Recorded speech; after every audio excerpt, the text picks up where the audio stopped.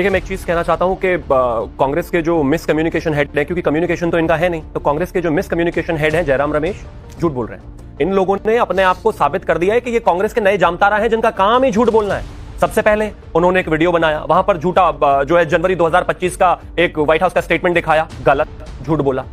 US army day पर जो है आसिम मुनीर को इनवाइट किया गया, सुप्रिया श्रीनेत, गलत, झूठ बोला, वो सोशल मीडिया की चेयरमैन है शायद। इसके अलावा G7 की जो आधी अधूरी फोटो है उसको डाला गया यहां पर आलोक शर्मा जी द्वारा, गलत, झूठ।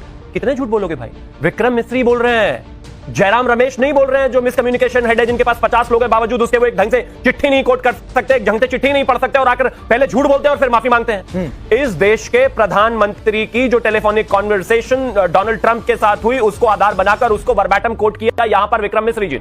उन्होंने साफ कहा कि पिछली बार जब इस देश के प्रधानमंत्री की बात हुई थी डोनाल्ड ट्रंप से, तो वो पहलगाम अटैक के बाद हुई थी, संवेदनाओं के लिए, और उसके बाद आज कॉन्वर्सेशन हुई है। G7 में ये बातचीत होनी थी, बैठक होनी थी, लेकिन उनको जल्दी निकलना था, इस वजह से आज ये 35 मिनट की कॉन्वर्सेशन हुई, जिसमें ये क्लैरिटी हो गई कि अगर इस दौरान बात ही नहीं हुई है तो ट्रेड और ये तमाम चीजें, तो इस पर तो कोई विषय ही नहीं रह गया। इसके अलावा मैं इंटरप्ट कर रहा हूं, ये आपकी सारी बातें तो तब ठीक है ना जब कांग्रेस माने, वो तो कह रही है बातचीत नहीं हुई है। कह तो रहा हूं, अगर इनको किसी का स्लीपर सेल बनकर काम करना है, करते रहिए। मैं एक और चीज कोट कर देता हूं। जुलाई 2019 में डोनाल्ड ट्रंप और इमरान खान एक जॉइंट प्रेस ब्रीफ कर रहे थे। वहां पर डोनाल्ड ट्रंप ने कहा that I've met prime minister Narendra Modi 2 weeks back and he said would you like to be a mediator or arbitrator for Kashmir?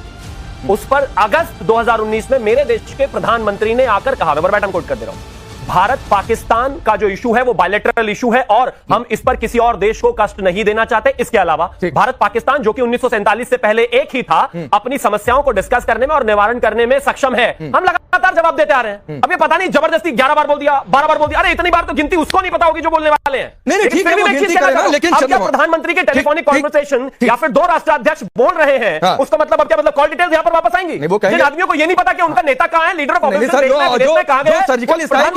सबूत मांगे, कम्युनिकेशन हेड से जरा पूछे, जरा इनका नेता कहां है? इनको अपने नेता के बारे में पता नहीं होता, अपने प्रवक्ताओं को जाकर बता देते हैं, वो देश में 3 दिन बाद पता चलता है वो विदेश में। चंद्रमोहन जी, आपने पता नहीं, हम तो टेलीफोनिक कॉन्वर्सेशन, वो जो नरेंद्र मोदी जी का ट्वीट था मनमोहन सिंह जी के लिए, आज ट्वीट की लैंग्वेज बदल गई है, नाम बदल गया। यही तो हम कह रहे हैं कि देश के प्रधानमंत्री क्यों नहीं, फिर विदेश सचिव क्यों, ये तो हम भी कह रहे हैं। इस देश की 140 करोड़ लोग जो हैं, जनता जो है, वो इस देश के प्रधानमंत्री, इस देश के डीजीएमओ, इस देश के फॉरेन सेक्रेटरी और इस देश के प्रधानमंत्री सभी को मानते हैं। टाइम एंड अगेन ये बात बार बार बोली गई है, लेकिन आप जो ये कांग्रेस जो है, ये जो जामतारा बन गई है, ये जो फेक न्यूज का जामतारा बन गई है, आपको इससे बाहर निकलना है। आप जो ये एक फेक न्यूज के फीवर में लगातार घूमते रहते हो और आकर मीडिया में आकर एक बार झूठ बोलते हो, फिर उसके बाद उसको करेक्ट करते हो, फिर उसके बाद उसको माफी मांगते हो। मेरे देश के फॉरेन सेक्रेटरी इस देश के प्रधानमंत्री की जो कॉन्वर्सेशन हुई है उसको आधार बनाकर बोल रहे हैं वर्ड टू वर्ड। इसमें कोई झूठ की गुंजाइश नहीं है, माफी मांगने की गुंजाइश नहीं है। मैं मानता हूं इससे ज्यादा और क्या होना चाहिए, इससे ज्यादा कोई क्लैरिफिकेशन का विषय नहीं रहेगा।